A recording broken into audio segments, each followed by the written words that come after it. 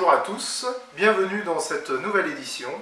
Aujourd'hui un chiffre un peu particulier, aujourd'hui nous sommes le 7 mai 2020 et c'est aussi notre 7e JT Méral.live depuis le début du confinement et le dernier de ce confinement, puisqu'à partir de lundi, comme vous le savez tous, nous allons démarrer une période de déconfinement. Et pour cela nous allons démarrer le sujet par la distribution des masques. Aujourd'hui, nous recevons les 975 masques fournis par le conseil départemental de la Mayenne. Pour cette distribution, nous avons à Méral 30 Méralais Méralaises qui se sont portés bénévoles pour assurer cette distribution du jeudi 7 mai au samedi 9 mai. Tous ces bénévoles seront équipés d'un badge justifiant bien leur action par rapport à cette distribution de masques. Contrairement à annoncé la semaine dernière, les masques distribués sont bien destinés aux enfants de plus de 10 ans et non aux enfants de plus de 6 ans. Pour une bonne utilisation de ces masques, vous pouvez suivre le protocole mis en place sur le site du conseil départemental de la Mayenne.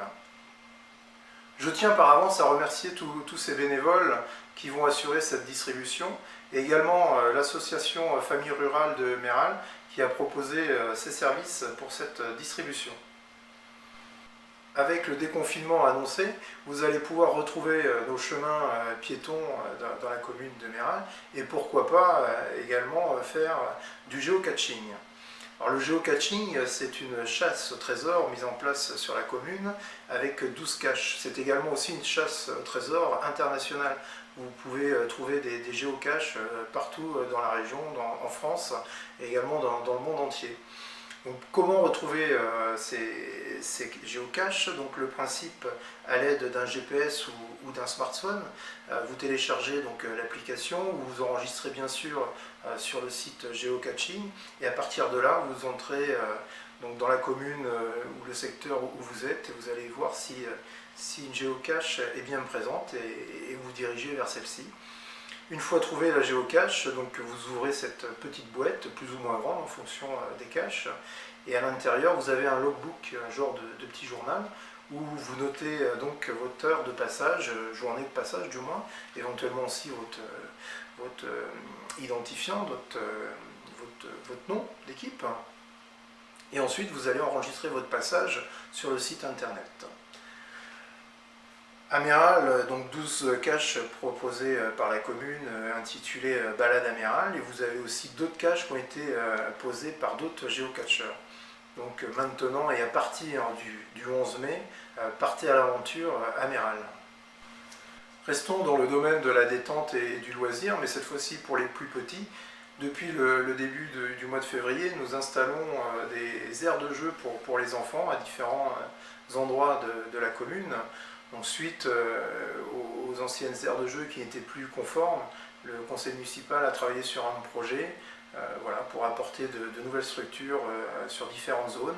Donc ce projet n'est pas encore fini, il va continuer à évoluer, surtout avec la revitalisation du bourg. Donc on retrouve des aires de jeu au niveau du stade municipal avec la salle Saint-Pierre aussi également qui accueille les repas de famille. Donc un aire de jeu qui sera bien sollicité par tous les enfants qui seront au repas de famille et également les familles qui suivent les matchs de foot le samedi et le dimanche pendant la mi-temps les enfants pourront utiliser cette aire. Nous avons aussi une autre structure au niveau du moulin à vent rue des Lilas, donc destinée pour les beaucoup plus jeunes à partir de 1 an. Donc pourquoi ce choix de structure sur ce secteur? Parce qu'on s'est rendu compte qu'autour de ce secteur, nous avions beaucoup d'assistantes maternelles. Donc pour éviter un maximum de déplacements, on a voulu centraliser ce style d'aire de jeu pour leur permettre dans la journée de venir l'utiliser beaucoup plus facilement. Et un autre secteur du moins, donc au lotissement Champy avec une glissade par rapport au toboggan et puis un jeu ressort, en attendant l'arrivée du terrain multisport. Comme je le disais, d'autres structures sont toujours en projet dans le bourg, dans les lotissements, pour améliorer le service et le loisir auprès de nos jeunes. Voilà, ce JT se termine. Je vous rappelle qu'il vous reste plus que 3 jours pour déposer vos photos par rapport au défi photo de la Mayenne. Donc on est à presque 600 photos aujourd'hui. Et je vous rappelle également de bien respecter les gestes barrières. Avec le déconfinement, on compte bien sur vous pour respecter toutes ces règles sanitaires. Et surtout, prenez bien soin de vous.